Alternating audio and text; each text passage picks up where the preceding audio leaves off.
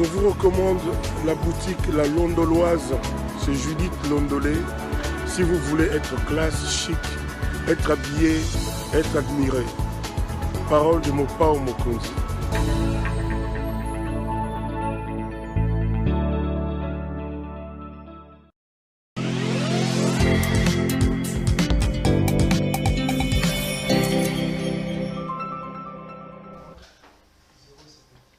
Madame, Messieurs, bonjour et bienvenue à ce nouveau numéro de l'émission Contre nous, soit dit, ce magazine d'analyse d'actualité politique, sociale, économique et même juridique qu'on a lancé ici. Un invité m'accompagne, on prend des questions importantes, on les dépose sur la table et on tente de les décortiquer avec mon invité. Avant tout, laissez-moi vous souhaiter donc joyeux Noël. Nous sommes les 25 aujourd'hui, c'est la fête des nativités. Je vous souhaite mes vœux le meilleur pour cette année qui va commencer et je vous souhaite vraiment de fêter dans la paix et dans la quiétude. Je prie que Dieu accomplisse le vœu le plus profond de vos cœurs. Joyeux Noël à vous tous. Mon invité, un habitué de cette émission, quelqu'un qui a l'habitude de nous voir de temps en temps, c'est l'honorable Mike Mukeba Nkosso. Honorable, bonjour. Joyeux Noël et bienvenue à cette émission. Joyeux Noël, meilleurs vœux à toi aussi, à toute la famille s'appelle TV. Ça fait toujours plaisir de t'avoir. J'ai profité de l'occasion pour relayer le vœu du chairman, Moïse Katumbi le président Chapoué. Moïse Katumbi Chapoué, ses vœux à tous ses compatriotes. Oui, Moïse Katumbi a fait une allocation ce matin où il présentait ses vœux. Il reconnaissait également quelques difficultés auxquelles le Congolais font face. Vous êtes député provincial, mais honorable, j'étais avec vous, on a fait la ronde de certaines artères de Kinshasa. Je n'en revenais pas. Est-ce que c'est Noël? C'est une ville apparemment en deuil, une ville complètement morte. Qu'est-ce qui se passe pour que la ville soit aussi triste, aussi lugubre en cette journée de festivité? Non, les Congolais sont tristes tous les jours, ce qui n'ont pas le minimum. Ils ont espéré peut-être qu'avec le régime Union Sacrée, les choses allaient changer dans une certaine mesure. Moi, je ne pense pas un seul instant qu'il suffit d'un coup de bâton magique pour tout transformer, mais ils espéraient un mieux-être qui n'est pas venu. Et ça se cristallise en ce moment de fête. Parce que les moments des fêtes sont le moment de très grandes... Pas de pétards, pas de musique, pas de rassemblements, rien. Quasiment rien. Kinshasa, rien.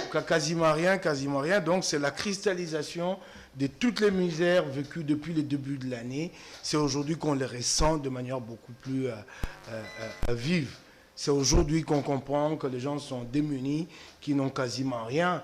Parce que généralement, le moment des fêtes donne lieu à un certain faste, à de festivités, à de mobilisation de gens ici et là-bas, il n'en est rien. Donc on se rend compte combien les Congolais sont plongés dans la misère. Vous dites que ça cristallise aussi un peu le désespoir par rapport à l'Union Sacrée. Vous, Mike Mukeba, je vous ai reçu plusieurs fois sur mon plateau. Vous avez prêché pour l'Union Sacrée avant de changer des fusils d'épaule. Vous pensez que l'Union Sacrée n'est plus s'est creusée d'espoir, cette cristallisation de l'espérance que le Congolais avait par rapport à ce qui se passe aujourd'hui? Ben, écoutez, moi, si j'ai prêché l'Union Sacrée, si j'ai porté cette bannière, c'est parce que j'y ai cru. Tout autant que le président Moïse Katumbi et mon parti, nous y avons cru. Nous nous disions à l'époque que le plus dur à faire était de se débarrasser de Joseph Kabila. Et sur cette question-là, je ne regrette pas d'avoir accompli ces pas ensemble avec Félix Tshisekedi. Il fallait bien le faire. Avec le recul de temps, nous nous rendons compte que Kabila avait phagocyté pratiquement toute l'économie nationale et qu'avec le FCC, il n'y avait aucun espoir. Donc c'est Kabila qui était le problème? Véritablement, fondamentalement. Lecture, parce que Kabila n'est plus là, vous l'avez anéanti. Mais si. Est-ce que c'est pas un problème de dialectique, de lecture quand vous dites que c'est Kabila le problème? Mais le problème n'est plus là. Attendez. Kabila avait phagocyté l'économie nationale, complètement placée sous contrôle et contrôle des siens. Ça, avec le recul de temps, nous nous en rendons compte. Il n'est plus là, monsieur Mukeba. Je suis d'accord, mais je parle de cet élan. Si vous dites que le problème c'était Kabila, moi je vous dis que tous souvent on a fait cette erreur-là. Kabila c'est les cancers. Vous enlevez les cancers, pourquoi le malade ne guérit pas? Attendez. La motivation de l'élan de ce moment-là, c'est ce dont je parle. Okay. Ce qui a motivé cet élan-là à l'époque, et aujourd'hui, je ne le regrette pas, je me rends compte qu'il y avait des cartes Visa, je me rends compte que les gens s'est payé ici et là-bas. Donc si c'était à refaire, vous referez ça? Je les referai. Ok. Alors, certains me diront que la corruption n'a pas encore reculé aujourd'hui, mais je crains fort que ce ne soit pas vrai à comparer avec ce que nous sommes en train de voir par rapport au travail de lutte contre la corruption, de ce qui était pillé du temps de Kabila. Soit, c'est un peu ça. Donc, j'ai accompagné l'Union Sacrée. Nous avons cru qu'ensemble, avec l'UDPS, nous allons mettre en place un programme et pouvoir changer de choses. Je comprends qu'il y ait certains ratés. Je comprends que nous n'ayons pas répondu à toutes les attentes des Congolais. Mais certains actes qui sont posés me montrent clairement qu'il n'y a pas de direction. Quand vous vous réveillez un matin, vous décidez de démolir les marchés centraux sans avoir un projet de substitution. Qu'est-ce que vous voulez en ce moment-là que je pense de cette gouvernance-là? Vous vous réveillez un matin, nous n'avons jamais donné de l'emploi aux Quinois, aux Congolais. Autour de ces marchés centrales s'articulait une activité économique qui occupait plus de 30 000 personnes. 30 000 âmes qui en vivaient. De pauvres mamans, de pauvres papas qui s'étaient endettés auprès de la microfinance ici, qui à hauteur de 5 000 $, de 10 000 $, et qui ne savent pas rembourser cet argent au jour d'aujourd'hui. Vous décidez de démolir sous prétexte d'assainir. Et à ces jours, il n'y a rien qui est fait. Et quand la question est posée, tout de suite la réponse est laquelle? Kabila, lui, a détruit le pays pendant 18 années. Ne nous demandez pas de les relever en 2 ou 3 ans. Oui, d'accord. Mais les dégâts qui sont commis au jour d'aujourd'hui, qui sont commis vraisemblablement de manière délibérée. Le marché central, lui, il était là, il tenait, il était debout. Il était question de l'assainir. Vous ne pouvez pas vous engager dans une telle initiative si par ailleurs vous n'avez rien de substitution. Je me demande alors c'est quelle gouvernance. Alors c'est de tels actes qui à un moment donné m'ont décidé à moi de me dire je ne peux plus soutenir l'Union Sacrée. Parce que moi je vais répondre devant les électeurs. Je ne demanderai pas au président Félix. Donc la gouvernance de Tshisekedi vous pose problème aujourd'hui? Ça je l'avoue. Vous lui reprochez quoi, Tshisekedi, concrètement? D'abord, la première chose, qui trop embrasse mal les trains. Il a embrassé quoi? Le gouvernement a cherché à trop embrasser et finalement ne fait rien. Je donne un exemple ici. Le jeu de la francophonie. Comment vous allez vous décider d'obtenir l'organisation des Jeux de la francophonie et être incapable par la suite de financer la construction des infrastructures? N'avez-vous pas procédé à une étude de faisabilité pour vous demander si vous disposez des moyens ou pas? Regardez-moi. Il y a ici, au stade des Martyrs, les terrains de tennis, c'était un terrain de tennis jumelé, avec, je crois, 3 cours de tennis, qui a été démoli. Et on a commencé, on a creusé pour un chantier. Pas la moindre pierre n'est sortie du sol pour l'érection de cet édifice. Rien à ce jour. Quand vous regardez les panneaux d'affichage des travaux, il est dit, durée de travaux 10 mois. Aujourd'hui, nous sommes décembre, rien n'a été fait. Les Jeux doivent se dérouler au mois d'août. Donc nous sommes déjà en retard. Pourquoi avoir cherché à organiser ce jeu sans se rendre compte qu'il existe des prévisions sur le plan financier? Comment ça? Donc c'est une gestion à tâtons. Donc comment ça? Une autre interpellation. Moi, quand je l'ai dit, en fait, je l'ai dit pour que ceux qui tiennent les manettes reviennent à la raison. Qu'ils reviennent sur leur pas.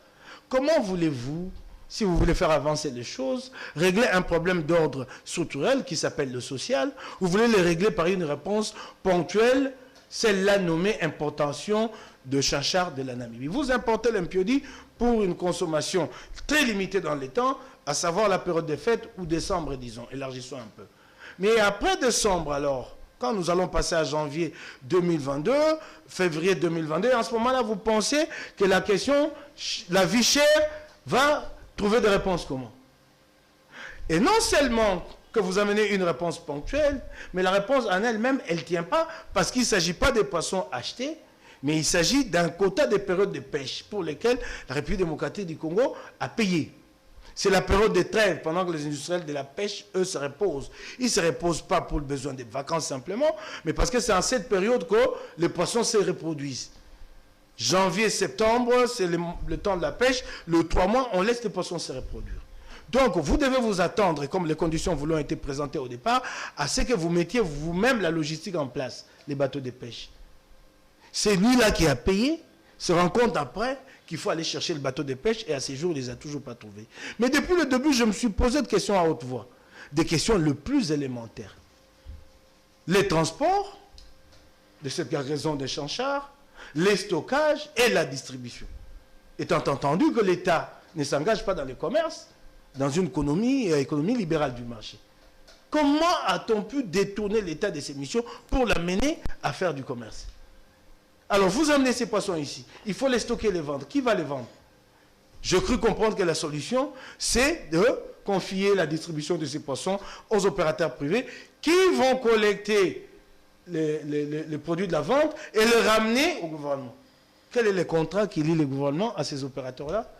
Si par ailleurs, ces ventes-là ne se font pas correctement et qu'il y a des manques à gagner, qu'est-ce qui a été prévu pour que l'État rentre dans ses droits? Rien.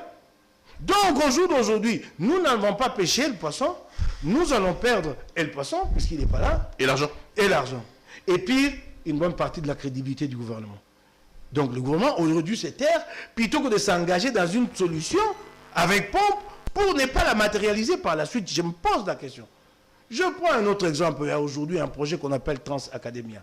Un projet qui consiste à dupliquer Transco, le transporteur national ici sur nos routes, dans la ville de Kinshasa et certaines villes. Donc on va dupliquer Transco. Mais vous savez déjà que Transco est un modèle économique non viable. Dans toutes les grandes villes du monde, le transport en commun est assuré par ce que nous appelons les moyens de transport de masse. Train, métro, tramway. Quel effort avons-nous fourni depuis le début pour réhabiliter les trains urbains? Zéro. Alors là, c'est Transco maintenant qui fait tout le travail. Transco t'assume les grandes distances. Une ligne part de Mboudi à Gambela coûte du billet 500 francs. Transco n'arrive pas à faire face à ses charges. Il lui faut donc régulièrement des subventions de l'État qui est lui-même défaillant. En tout cas, qui n'a pas une trésorerie qui lui permette d'intervenir régulièrement. Attendre des subventions en termes de carburant, en termes de pièces de rechange, ça ne vient toujours pas. Au jour d'aujourd'hui, Transco a du mal à payer les salaires des agents. Transco n'arrive pas à payer les décomptes finaux des agents. Donc, en fait, c'est une entreprise qui vit sous perfusion. Vous devez la perfuser régulièrement. Il faut la perfuser. Vous voulez transposer ces modèles-là, l'amener, créer une nouvelle société appelée Trans Academia pour les étudiants.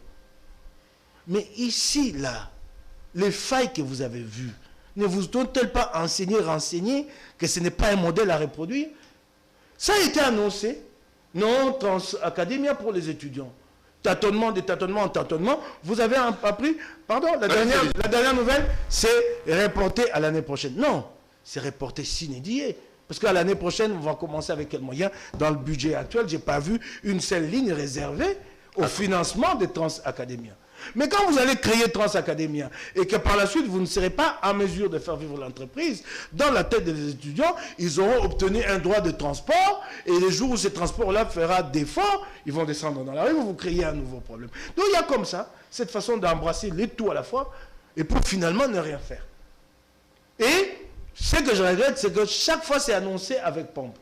Par exemple, là, Kinshasa, Kin 03.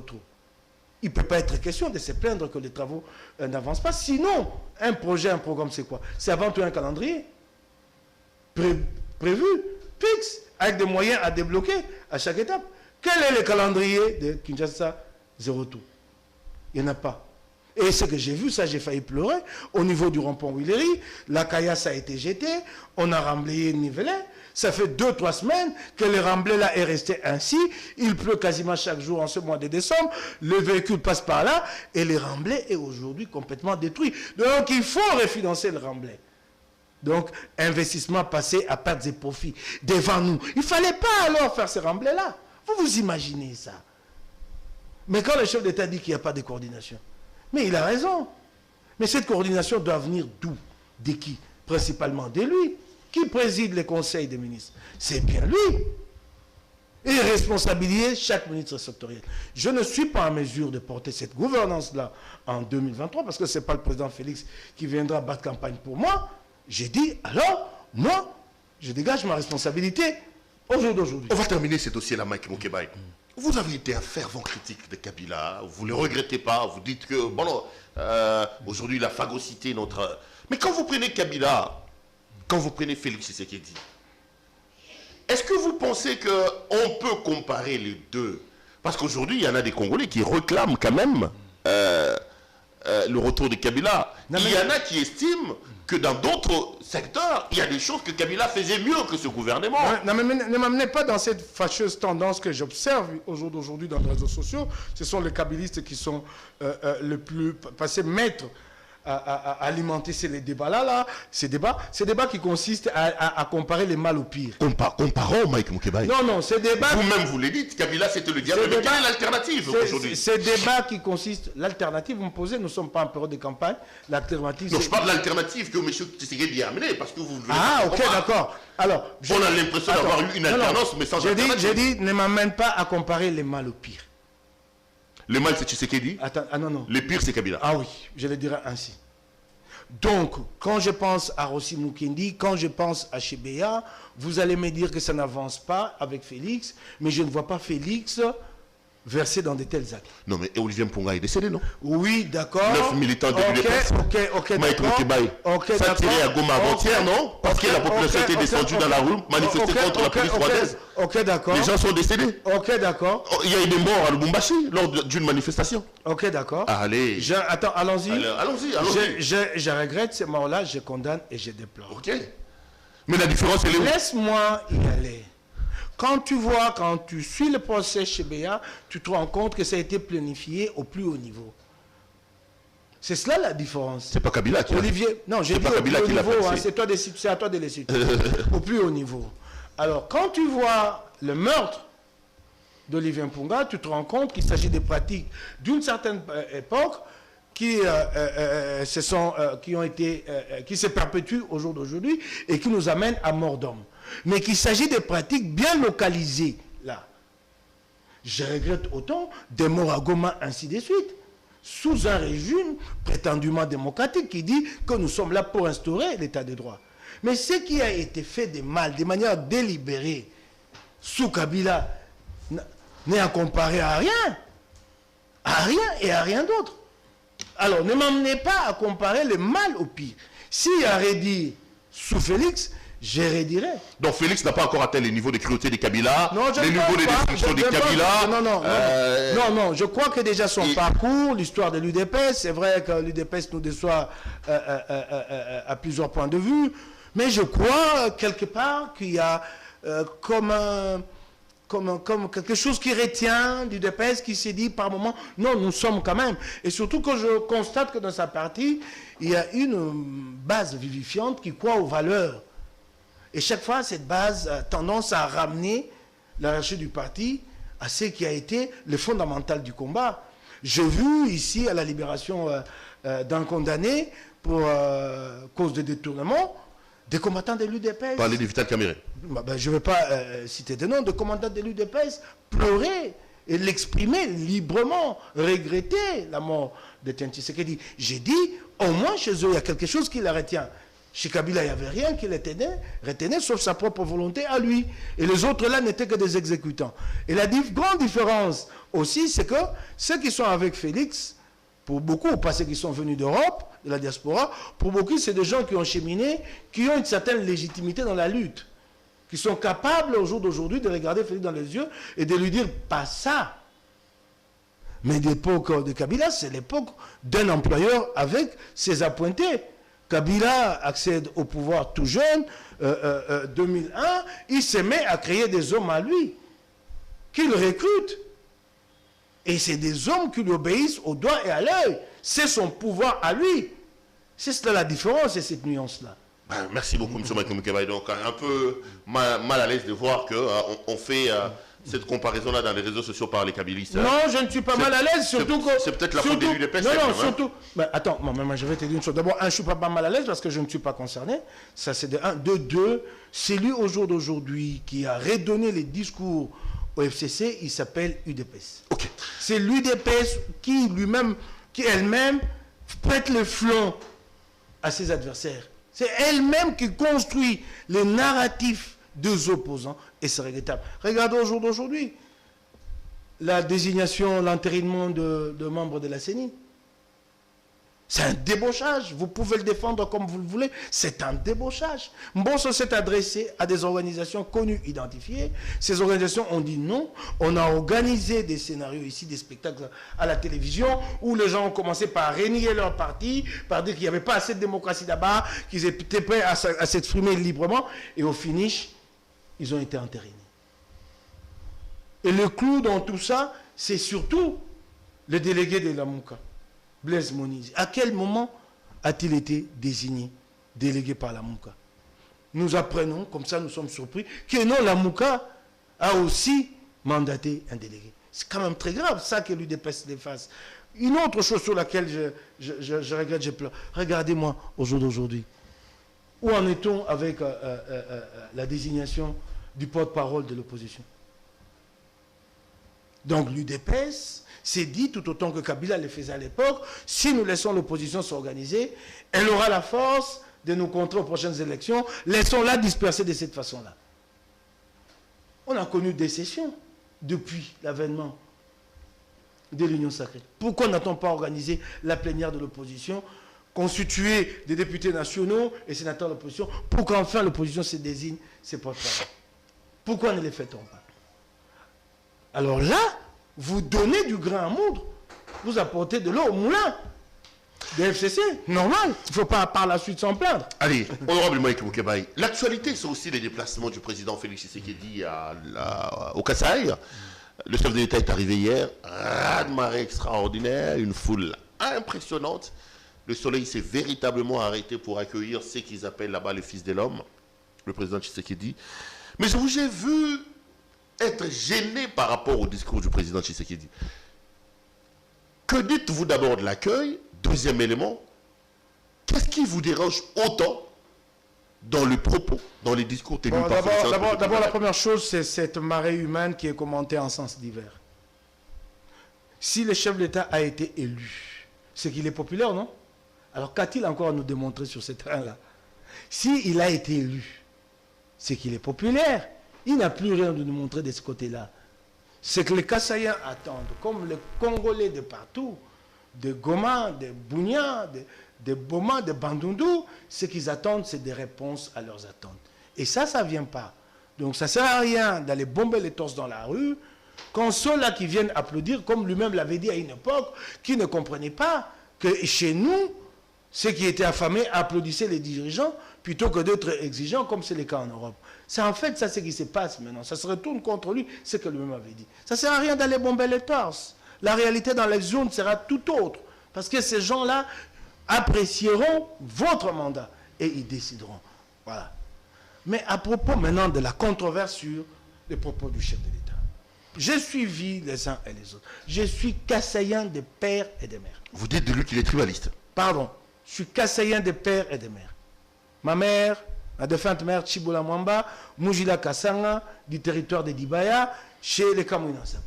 Mon père, Mpanya Daniel Moukebaï, Moukwambaï, du territoire d'Endemba. Donc je suis Kassaïen. Chez moi, dans toute ma jeunesse, mon enfance, je n'ai parlé qu'une seule langue, ça s'appelle l'Echuluba.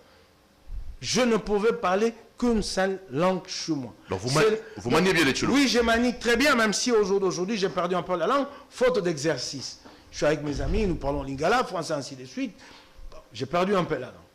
Mais je reste kassaïen et je sais ce que c'est, la sensibilité de chaque terme. Il y a deux expressions à connotation fortement identitaire, communautariste chez moi, kassaïen. Personne ne me contredira ici. Un, Machi Amoumen, c'est une expression à connotation identitaire. Elle implique un appel à un repli sur soi face aux autres communautés. Ça, c'est dans son essence. Qu'on ne vienne pas nous tromper ici. Je suis kassaïen. Dans l'essence de cette expression, ce que je t'interpelle, toi, Perrault, j'ai dit les saignements de mes dents. Donc, même si tu jettes ces sons, sache que tu en as avalé un peu. C'est cela. Moi-même, j'ai fait l'objet.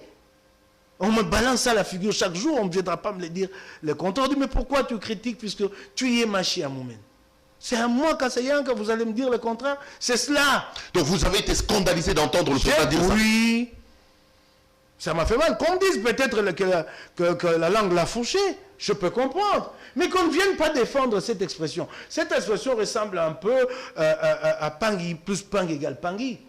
Donc, Fayoulou débarque dans le Bandundu pour un meeting et il dit au Bandundois, Pangui plus Pang égale Pangui. Comment ça sera interprété?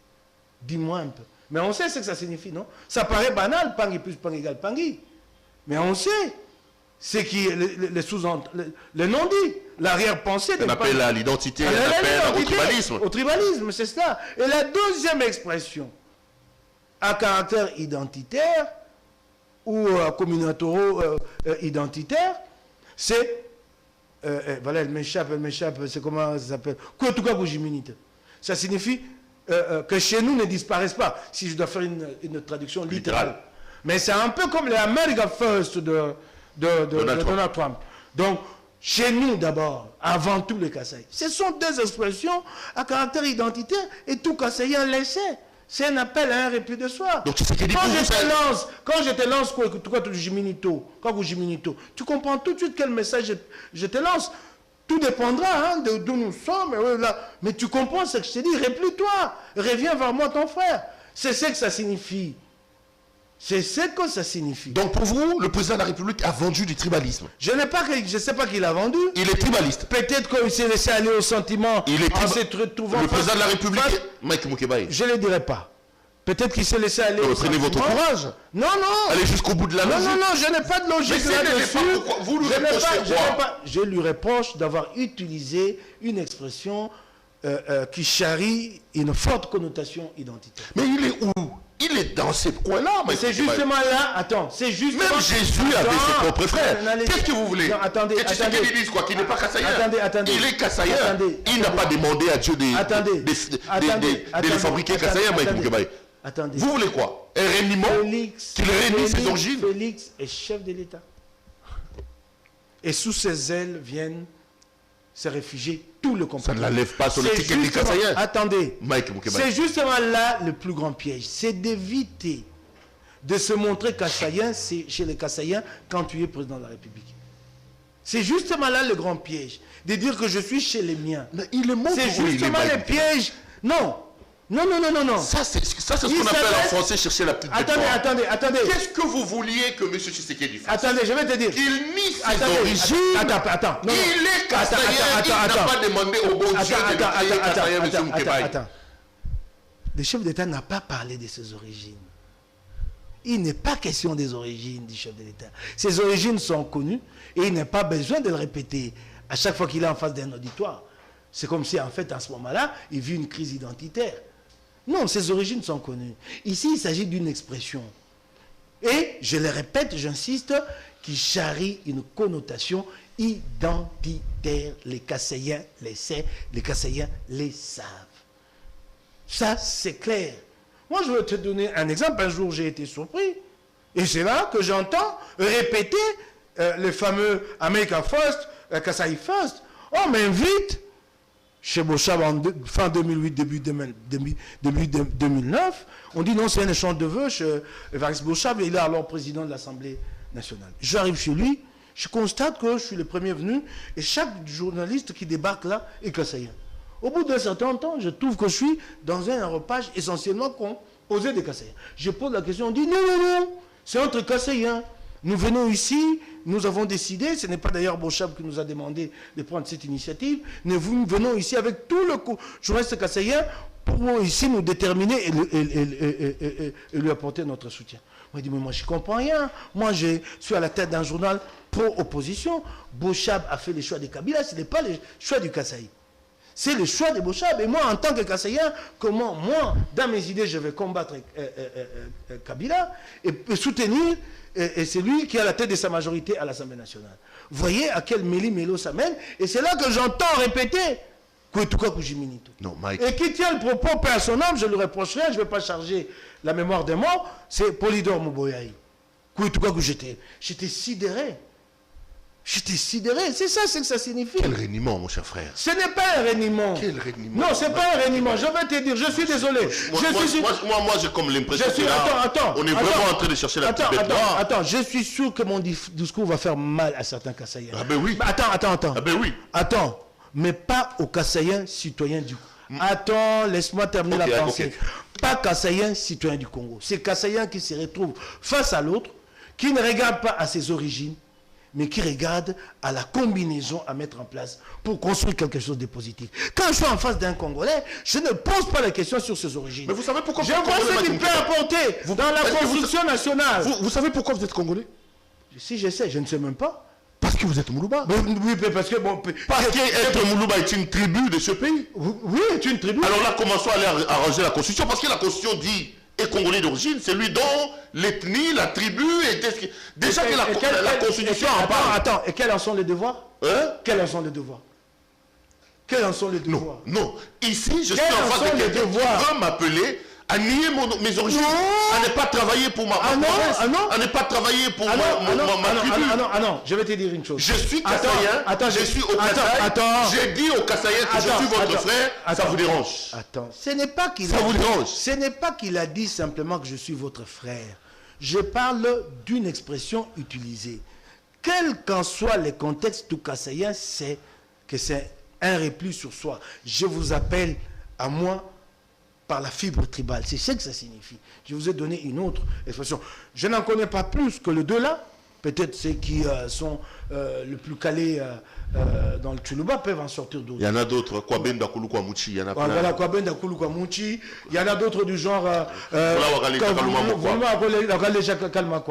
Donc tu comprends, il y en a d'autres comme ça. Mais tu sais que c'est un repli sur soi et c'est clair. Et les contextes dans lesquels l'expression est usitée peut être aussi un certain malentendu. Soit, ce qu'il y a au jour d'aujourd'hui, c'est que si la langue, comme moi je l'ai dit, peut-être que la langue l'a fauché, mais il ne faudrait plus que le président de la République répète cette expression dans l'espace Kassaï.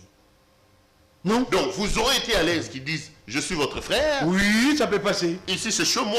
Oui. Mais qui disent Macha Moumenu. Non. Parce que je sais à quoi ça fait allusion. Parce que cet auditoire sait ce que ça représente, au fond. Vous savez, ça paraît toujours banal, mais c'est ce qui amène deux fois à de grandes divisions. Évitons ce malentendu. Le chef d'État n'a pas besoin. Regarde, au jour d'aujourd'hui, les propos du chef d'État nous ont divisés. Il n'a pas besoin de ça. C'est cela. Il est chef à nous tous. Ça nous a divisés. Non! Le chef d'État ne peut sortir de sa bouche que de propos qui fédèrent. Évitons ça. Tant mieux. Ceux qui disent que non, il a eu raison de le dire, il n'y avait pas d'intention de cliver, de dire... Bon, ok, tant mieux, mais que le chef d'État évite simplement des propos qui prêtent à polémique à ce niveau, des propos susceptibles de demain nous dresser les uns contre les autres. C'est tout ce que moi je lui demande. Au-delà de ça, le président a dit beaucoup de choses. Hein. Il dit par exemple qu'il reviendra en 2023 pour demander un autre mandat. Ça, vous comprenez, c'est son droit. Mais c'est son droit le plus légitime. Il dit qu'il va finir son mandat à la tête de l'Union africaine. Il reviendra pour se concentrer cette fois-là au développement du Congo. Mais j'ai appris, je ne sais pas si cela est vrai, qu'il semble qu'il va prendre la présidence de la communauté économique des États d'Afrique centrale. Quand il dit que une fois parti, il sera plus chargé comme il est autant. Plus chargé comme autant, il va s'occuper des problèmes du Congo. Mais j'ai appris qu'en même temps, il va prendre la communauté économique de l'Afrique centrale, quelque chose comme ça. J'ai ouï dire, j'ai suivi les médias qui l'ont dit. Donc il continue à se charger. Et moi, d'ailleurs, à mon avis, je n'aurais pas vraiment encouragé le chef de l'État à aller à la tête de l'Union africaine. C'est un choix qu'il a fait, je respecte, mais le Congo a tellement de problèmes qu'il faut que le chef de l'État reste ici, qu'il s'occupe du Congo. Les deux, l'agenda. Mais oui, quand vous avez au moins le temps de souffler chez vous, est-ce qu'au Congo, un chef de l'État a le temps de souffler? Un pays à construire, un pays où on tue chaque jour, un pays où, à la limite, vous devez chaque jour appeler à un deuil national. Non, mais écoutez, vous n'avez pas le temps. Bon, tant mieux, s'il pense que c'est à la fin de son mandat, à l'Union africaine qui va finalement s'occuper du Congo, il lui restera combien de temps en ce moment-là? Parce que là, 2022 est déjà engagé, un budget a été voté, qu'est-ce qu'il fait à partir de 2022? Non, il n'y a plus de miracle à faire en 2022. Il nous reste 2023, qui est une année électorale. L'essentiel des moyens seront consacrés à l'organisation des élections. Cette année était une année fondamentale. En fait, un mandat, ça se passe de cette façon-là. Vous commencez tout au début, vous décollez, et à mi-mandat, vous atteignez à une vitesse de croisière, donc la plus haute altitude pour vous, et après, vous commencez à décliner. Mais plutôt, on a essayé de décoller au début, on a raté le décollage, et j'ai l'impression que là, l'avion est en train de piquer du nez. C'est ça le problème. Les promesses qui ont été données n'ont pas suivi d'effet. Ça, c'est une réalité. N'ont pas été suivies d'effet. Les choses les plus simples à faire ont été laissées de côté pour se consacrer au plus dur, et il n'y a pas eu de résultat. Les choses les plus simples à faire, c'est quoi, par exemple, que le chef de l'État préfère chaque fois que se déplacer, au lieu ici, par exemple, d'assainir le climat des affaires. Vous ne pouvez pas aller convaincre un investisseur à venir au pays si dans l'entretemps, vous, chef d'État, dans le discours officiel, vous vous plaignez de votre justice. Comment est-ce que les investisseurs vont? Vous vous plaignez vous-même. Et comment un étranger va venir investir dans votre pays? C'était ça qu'il fallait garantir. Nous ne l'avons pas fait. Le climat des affaires, la justice, ainsi de suite. Les infrastructures qui doivent accompagner les investissements. Vous appelez un investisseur à s'installer quelque part, c'est bien, il y a de l'or à exploiter, mais dis donc, il n'y a pas de route. Pourquoi il viendrait? Il n'y a pas du courant. Comment il va exploiter cet or-là? Il ne vient pas, il y a des conditions à créer. Donc nous avons consacré des efforts à certaines actions qui n'en valaient pas la peine. De nombreux 50 millions, 100 millions de dollars consacrés à des voyages pouvaient aider à créer les conditions pour les affaires en République démocratique du Congo. Mais moi, je ne pense pas que 2022 va encore permettre au chef de l'État de pouvoir faire quoi que ce soit. Le budget est là, et vous voyez, il est des collecteurs, 10 milliards, donc pas grand-chose à attendre, pas grand projet que vous verrez. Mais là encore, au Kasaï, je me dis, le chef d'État s'est fait encore prendre un autre piège. Il promet de réhabiliter l'AMIBA. La réhabilitation de l'AMIBA n'est pas possible. L'AMIBA n'est pas à réhabiliter. Elle est à récréer. Elle est en faillite avec un outil de travail complètement vieillissant, obsolète, une charge en termes de dette sociale en dizaines ou centaines de millions de dollars. Mais comment vous allez réhabiliter une telle entreprise? Elle est à récréer avec des partenaires qui doivent nous apporter le moyen de récapitalisation de l'AMIBA. Mais là, le chef d'État promet de réhabiliter l'AMIBA. Il va la réhabiliter comment? C'est avec 20 millions de dollars. Si vous mettez 10 millions de dollars dans l'AMIBA, c'est comme si vous mettez de l'argent dans un tonneau sans fond. Ça va se diluer. Cette politique de saupoudrage qu'on a vue depuis un certain temps, qui à la fin ne rapporte pas de résultats. Là, il s'en fait encore prendre à un piège. Plutôt que de dire réellement ce qu'il y a à faire pour l'AMIBA. Il faut créer les conditions et amener des investisseurs sur place pour construire un nouveau modèle. Plus l'AMIBA, avec notre ancien associé belge, non, c'est plus cette MIBA-là. Elle est surendettée, cette MIBA, que personne n'en voudra. Personne n'en voudra. Qui va payer tous ces passifs-là? Qui va les liquider? C'est nous. Aucun investisseur ne viendra accepter de partager la liquidation de ces passifs-là. Alors là encore, il promet pour l'AMIBA. Et donc, quand il n'aura pas réhabilité l'AMIBA, on parlera d'un échec. Pourtant, s'il n'avait pas promis, on comprendrait la situation du pays, qui n'est pas possible au jour d'aujourd'hui de dégager 300, 400, 500 millions de dollars pour recréer l'AMIBA. J'ai vu à un moment donné qu'on a exhibé quelques véhicules, engins qu'on avait achetés. Non, l'AMIBA n'a pas besoin de 2, 3, 4, 5 engins. L'AMIBA a besoin d'une récréation. Ok. Mike Moukeba Nkosu, député provincial, avec lui donc on fait la politique. Une autre visite dans le pays, c'est celle de Moïse Katumbi. Là également, raz-de-marée, une foule impressionnante, compacte. Katumbi était à Kisangani, Katumbi était à Bouta, Katumbi était à Isiro. Au-delà de la foule, j'ai lu beaucoup de commentaires sur les réseaux sociaux. On dit que son discours était tout simplement nul, Mike Moukeba. Mais vous parlez des discours. Il n'était pas là, il n'a pas dit. On l'attendait ailleurs. Il n'était pas devant la foule pour parler de la vision de Moïse Katumbi Chapwe, ni moins encore de ensemble, encore moins de notre programme. Il est venu demander à des compatriotes d'adhérer. C'est une foule de plusieurs milliers de personnes, ce n'est pas en 20 minutes que vous allez vous exprimer devant cette foule et décliner les programmes de tout un parti politique, sa vision. Nous avons organisé un atelier. Ici, vous avez vu, il y a quelques mois à Lubumbashi, des cadres d'ensemble sont venus de tous les 4 coins de la République. Et notre programme, notre idéologie a été déclinée. Nous sommes des libéraux sociaux, des sociaux-libéraux.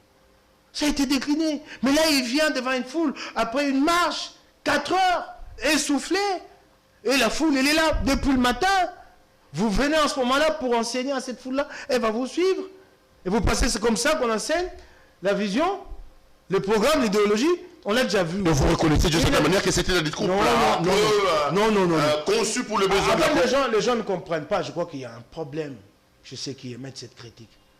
Ce n'est pas le lieu pour venir exposer son programme, sa vision, l'idéologie de son parti. Ce n'est pas le lieu. Et encore qu'en matière de programme et de vision au jour d'aujourd'hui, même les plus doctrinaires ont compris qu'il faut être souple. Vous avez vu des partis de gauche et de droite en Europe, dans les partis les plus démocratiques, dans les pays les plus démocratiques, se mettre d'accord autour d'un programme face à la réalité de la gestion du pouvoir, de l'accès au pouvoir. Vous ne voyez plus de partis dans la rigidité. Peut-être dans un pays comme les États-Unis, on reste dans cette rigidité doctrinale, idéologique. Mais sinon, ça avance, le plus important étant d'apporter des réponses. Quel problème, de quelle vision on veut nous dire? Aujourd'hui, le monde, il est pragmatique. C'est le programme qui compte le plus.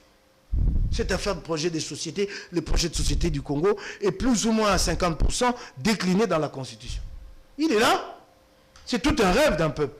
Et au jour d'aujourd'hui, ce qu'on demande aux partis politiques, c'est d'apporter. Vous avez vu ce que Macron a fait. Il a réussi à rallier et à gauche et à droite, et il a créé son fameux, comment s'appelle, parti, La Marche pour la République. C'est ça le monde d'aujourd'hui. Les gens sont encore comme s'ils avaient le mur de Berlin dans leur tête, à voir le communisme ici, le socialisme. Nous avons dépassé cette époque. Messieurs, sortez de là, vous qui émettez cette critique. Le monde, il est pragmatique aujourd'hui. Il s'agit d'apporter 2 solutions au problème des Congolais. Et ça, c'est à travers un programme. Et nous vous les présenterons le moment venu. Non, mais au moins, une chose est sûre. C'est que nous avons fait ces déplacements pour afficher nos ambitions. Marquer notre territoire. Il sera candidat président de la République. Marquer notre territoire. Nous ne sommes pas en campagne. Marquer notre territoire. Félix l'a dit, il n'est pas en campagne. Tant mieux, c'est son choix. Que nous sommes un grand parti et que nous avons 2 ambitions à tous les niveaux aux échéances électorales prochaines. À tous les niveaux.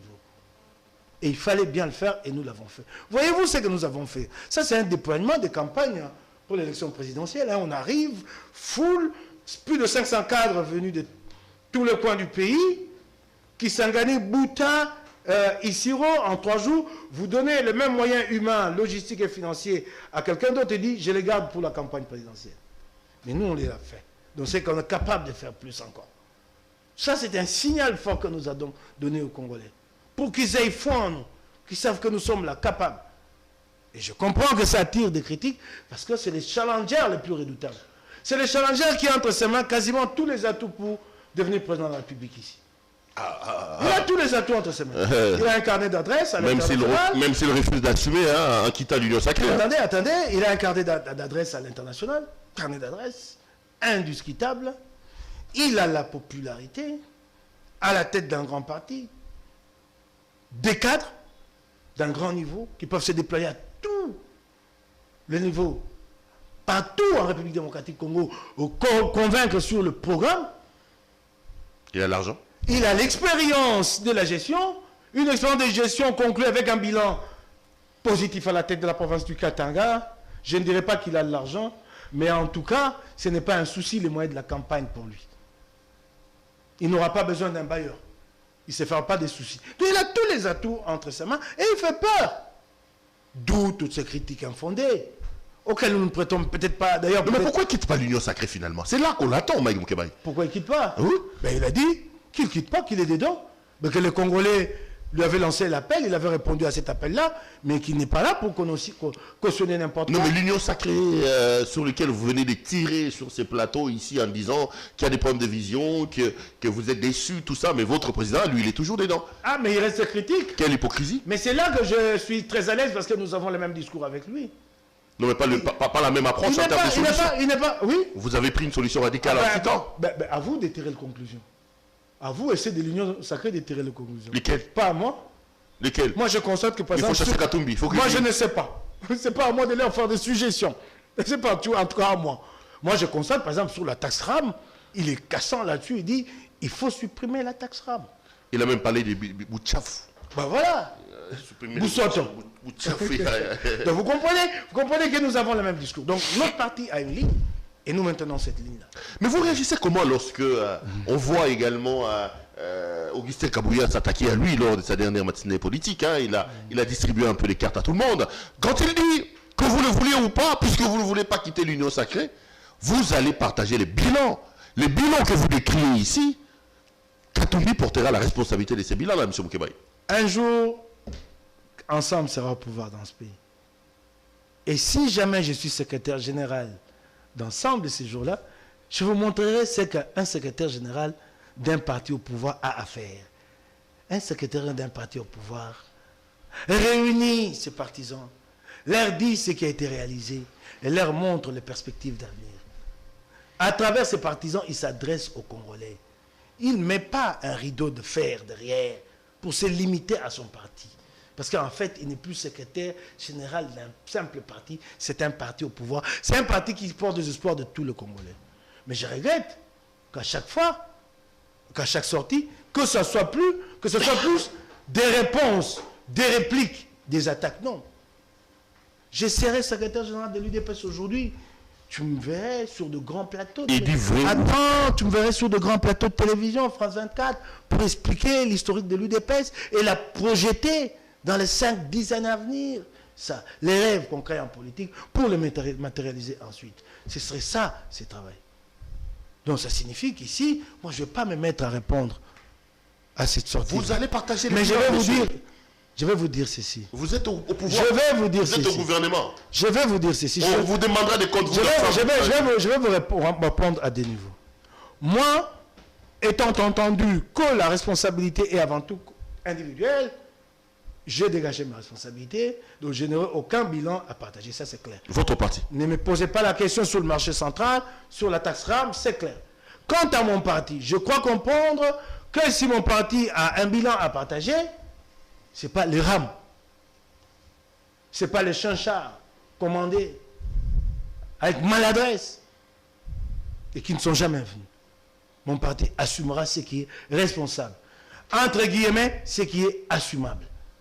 Mais pas des actes inconsidérés qui énervent et contre lesquels les Congolais se dressent et que le pouvoir s'entête, persiste et continue dans cette voie. Taxe RAM. L'Assemblée nationale dit qu'elle n'est pas traçable, cette taxe, dans le budget 2022. Non plus dans la reddition des comptes 2021.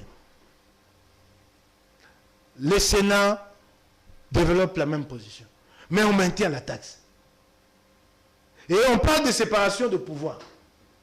On maintient. On dit elle est maintenue. Donc en fait, on la maintient par défi. Alors si vous avez le moyen de défier les Congolais, Ensemble pour la République n'est pas là pour défier les peuples. Nous ne pourrons pas, nous, partager ces défis-là. Ces défis-là, vous allez les porter seuls. Puisque vous en avez le muscle, semble-t-il, portez-le seul. Ensemble assumera ce qui est assumable. C'est clair. Vous ne pouvez pas comprendre ce que je ressens, qui est une clameur publique. Que le peuple fasse entendre ces cris sur cette affaire des taxes RAM, mais que le pouvoir dise, nous le maintenons. Quel défi de la part d'un pouvoir démocratique. Quel mépris, quelle indifférence, manque de garde totale envers son peuple. Ça, je ne pouvais pas penser que ça arriverait sous le règne de l'UDPS. Je suis sidéré. Et vous voulez que je partage ça? Vous voulez qu'Ensemble pour la République partage ça? Non. Non, mais quand il dit aussi que Kabila, sa place, c'est à Makala, c'est à la CPI, là, vous, un anti-Kabila, vous êtes d'accord avec lui, hein? Moi, je n'ai jamais été pour une solution radicale contre Kabila. Moi, j'ai besoin de stabilité pour mon pays. Je ne voudrais pas qu'on commence à faire peur aux chefs d'État qui vont se succéder à Kabila pour dire qu'une fois que vous allez quitter le pouvoir, on va vous régler des comptes. C'est mon choix. Je sais que d'autres diront qu'il n'y a pas de paix sans justice. Ça, c'est leur opinion. Moi, j'ai la mienne. Dans cette affaire, Kabila s'est placé à Makala. Je ne suis pas totalement d'accord. Mais ce qui m'a un peu choqué, c'est de dire que si ce n'était pas la volonté de... Donc, ça voudrait dire que si Kabila est en liberté, ce n'est pas la volonté de Félix. Ce ne sont pas les institutions, en vertu de leurs compétences. Donc, en fait, cette affaire de séparation de pouvoir n'existait pas en réalité. C'est ce que Kabila... Moi, je n'ai jamais compris chacune de ces sorties. J'ai du mal souvent à trouver un cheminement cohérent. Parce qu'il faut qu'il se mette d'abord devant lui la philosophie du pouvoir UDPS. C'est que l'UDPS prône, et chacune de ces sorties doit rester dans ces cadres-là. Quand il dit état de droit et qu'il dit que c'est Félix, donc il en fait le parrain de l'impunité, c'est lui qui protège. Moi, je ne dis pas que Kabila est à punir, mais selon sa logique, quand il est dit ainsi, comment ils comprennent? Comment son auditoire le comprend? Donc, le chef d'État est devenu le parrain de l'impunité. C'est lui qui a décidé.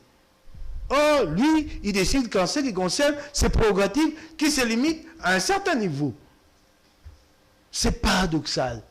Ça vous amène à chercher une cohérence, une dialectique, et vous ne la trouvez pas. Et cela finit par se refléter dans la gestion. On va terminer l'émission 55 minutes à peu près. On va aller dans presque une heure. Il y a quand même une absence qui a été très très marquée à Kisangani.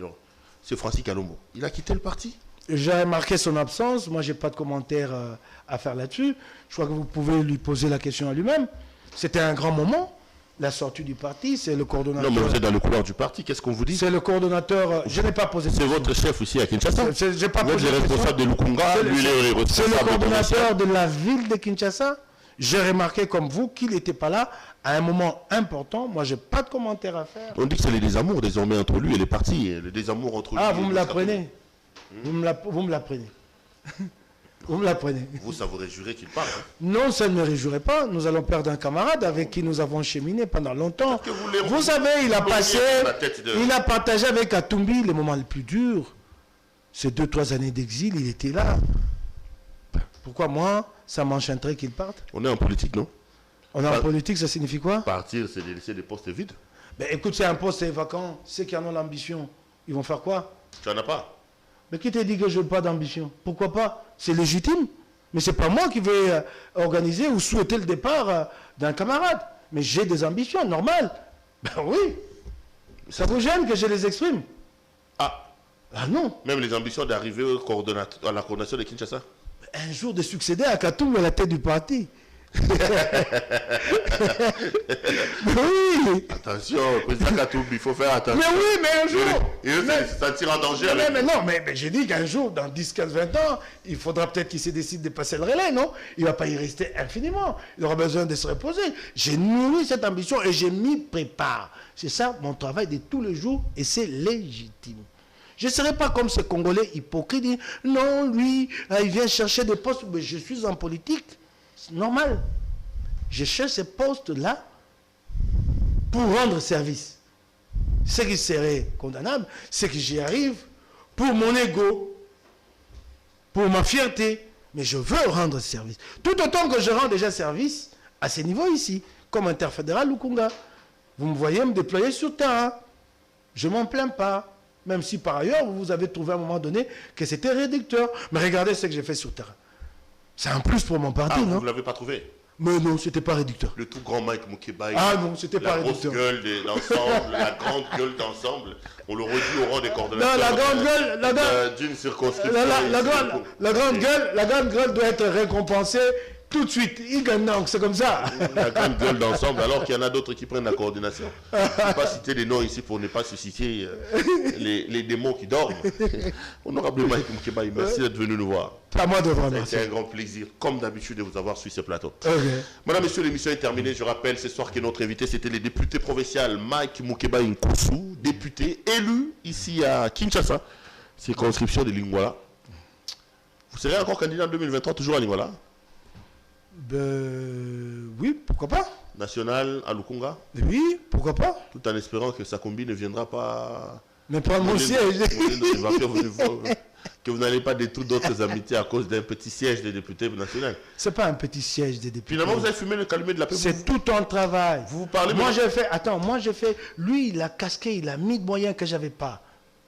Il était peut-être à 100 000. Moi, je n'ai pas ce moyen-là. Moi, j'ai fait une campagne de pauvres, à pied, avec une petite voiture cage. J'avais du mal à l'alimenter en carburant, cette voiture. Une campagne de pauvres pour que, demain, je porte mes idées et que je participe au changement de ce pays. Oui? Bon, bah, écoute, il est dans son coin, je suis dans le mien, je ne me plains pas. Hein? Hein? Ok? Ça, c'est du Mike Moukeba. Ok, je ne me plains pas. Mike Moukeba et tout. Ok? Je voulais rendre service à mes électeurs, on vient me prendre ça. Vous savez, au Congo, tout ce qui est immatériel n'a pas de valeur.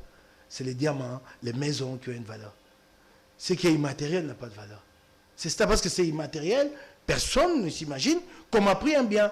Que c'est des sueurs, que c'est des nuits d'insomnie, des sacrifices. Il faut tourner la page. Moi, j'ai tourné la page, c'est toi qui m'as posé la question, je l'ai tournée. Maintenant, là, je t'ai dit que je vais vers 2023. Mais ce qui a été fait, si tu veux que je fasse une rétrospective, je l'ai fait. Allez. C'est le passé. Ce passé-là ne le changera pas. Il ne changera pas, il restera tel quel. On parlera de ça prochainement, Mike Moukeba. Merci d'être venu nous voir. Madame, messieurs, l'émission est terminée. Merci à vous de nous avoir suivis. Merci à l'équipe technique qui a fait un travail remarquable pour me permettre d'entrer en contact avec vous. Merveille, je te tire mon chapeau. Merci d'être là le 25. Et une fois de plus, joyeux Noël à vous. Allez, retrouvons-nous demain.